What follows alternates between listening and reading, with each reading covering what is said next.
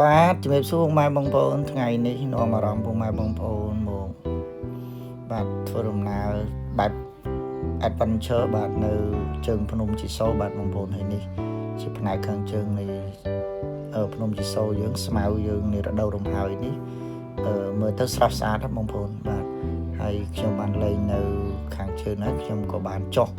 ជិះម៉ូតូដើម្បីធ្វើការ adventure បាទ explore នៅតាមជើងភ្នំនេះហើយខ្ញុំចេញពីខាងហ្នឹងខ្ញុំពាត់ខាងផ្លូវខាងជើងភ្នំជីសូរនេះបាទបងប្អូនដើម្បីយើងឆ្ពោះទៅប្រាសាទសែននិមលបាទសែននិមលហើយបន្តដំណើរទៅប្រាសាទសែនពវាំងបាទហើយនេះយើងបានធ្វើដំណើរទៅតាមផ្លូវបាទផ្លូវគោបាទផ្លូវកខ្វៀលគោបងប្អូនផ្លូវនេះកាត់ព្រៃតាមជើងភ្នំជាលក្ខណៈបែប adventure explorer ឥឡូវយើងជួបហ្វូមគោបងប្អូនហើយយើងក៏បានបន្តតាមផ្លូវដូចបងប្អូនបានឃើញអញ្ចឹងបាទផ្លូវជាលក្ខណៈផ្លូវព្រៃបងប្អូន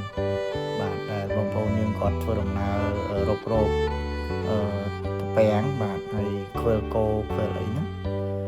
មកស្រែអីគឺបងប្អូនយើងគាត់ធ្វើដំណើរកាត់តាមផ្លូវជើងភ្នំនេះបាទបងប្អូនដើម្បីមកខ្វៀលគោឬក៏មកធ្វើស្រែហើយឥឡូវខ្ញុំបានបន្តដំណើរបាទដោយជិះម៉ូតូបាទ explore តាមរយៈផ្លូវបានកូននេះបាទបងប្អូនឥឡូវយើងបានមកដល់ប្រាសាទសែននិមលហើយបងប្អូនហើយខ្ញុំក៏បានជប់នៅទីនេះដើម្បីផ្តិតយកទេសភាពបាទប្រាសាទនេះខ្លះដើម្បីចែកជូនបងប្អូនទស្សនាបាទហើយបងប្អូននេះផ្លូវដែលខ្ញុំបានថតនេះគឺជាផ្លូវដែលខ្ញុំជិះម៉ូតូ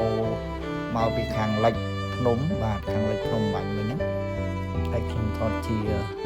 drone ដើម្បីឲ្យបងប្អូនបានឃើញទិដ្ឋភាពផ្លូវដែលខ្ញុំជិះមកអំបញ្ញវិញហ្នឹងបងប្អូនបាទជាលក្ខណៈផ្លូវបែបហ្នឹងយើងអាចចូលមកបានតាមតែមធ្យោបាយកង់ឬក៏ម៉ូតូទេបងប្អូនឡានយើងអាចចូលមកបានទេហើយនេះខ្ញុំថតឆ្ពោះទៅទិសខាងលិចវិញឆ្ពោះទៅទិសដែលខ្ញុំបានជិះម៉ូតូមកនៅផ្នែកបាទខាងជើងនៃភ្នំខាងជើងខាងលិចហ្នឹងបងប្អូនបាទគឺផ្លូវមានសន្តានបែបហ្នឹងបងប្អូនចង់មានគ្នាអីមក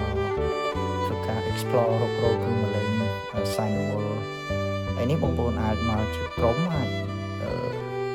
វាមានអារម្មណ៍ថាប្លែកម្យ៉ាងដែរបងប្អូនអាចមកគ្នាជាក្រុមបាទមកម្នាក់ពីរនាក់រៀងស្ងាត់បងប្អូនផ្លូវនេះស្ងាត់ហើយបាទចឹងគួរឲ្យខ្លាចដែរបងប្អូនតែបងប្អូនមកជាក្រុមមានលក្ខណៈសុបាយបាទមានសុវត្ថិភាពបាទហើយតបពីមកហាងផ្លូវបងប្អូនហ្នឹងខ្ញុំក៏បានថតនៅតំបន់មុខប្រាសាទភ្នំជីសូរនេះបន្តិចបាទផ្លូវចុះមកខាងកើតបាទឆ្ពោះមកកាន់ប្រាសាទដែលបងប្អូនឃើញនៅពីមុខនេះគឺជាប្រាសាទសែននិមលដែលនៅជាប់ជាមួយនឹង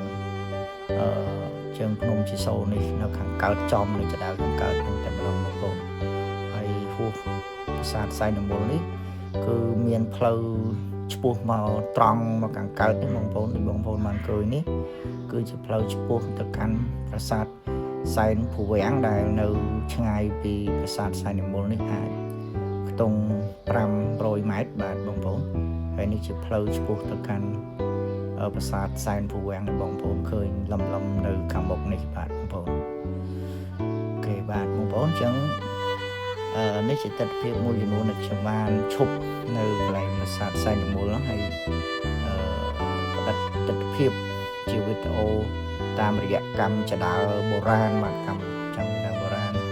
នៅខាងកើតភ្នំជីសូរនេះចែកជូនបងប្អូនទស្សនាកំសាន្តបាទបងប្អូនហើយឥឡូវបន្តពីហ្នឹងខ្ញុំក៏បានធ្វើដំណើរបន្តពីប្រាសាទសែននិមលបានមកកាន់ប្រាសាទសែនភូវាំងបងប្អូននេះជាផ្លូវមកកាន់ប្រាសាទសែនភូវាំងរបស់យើងបាទបងប្អូនបាទ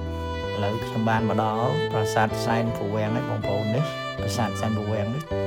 ធំជាងប្រាសាទសែននិមលបងប្អូនហើយក៏មានទម្រង់រាងស្អាតដែរបាទបងប្អូនចឹងវីដេអូរបស់ខ្ញុំមានតែប៉ុណ្្នឹងបាទសូមអរគុណបាយបាយ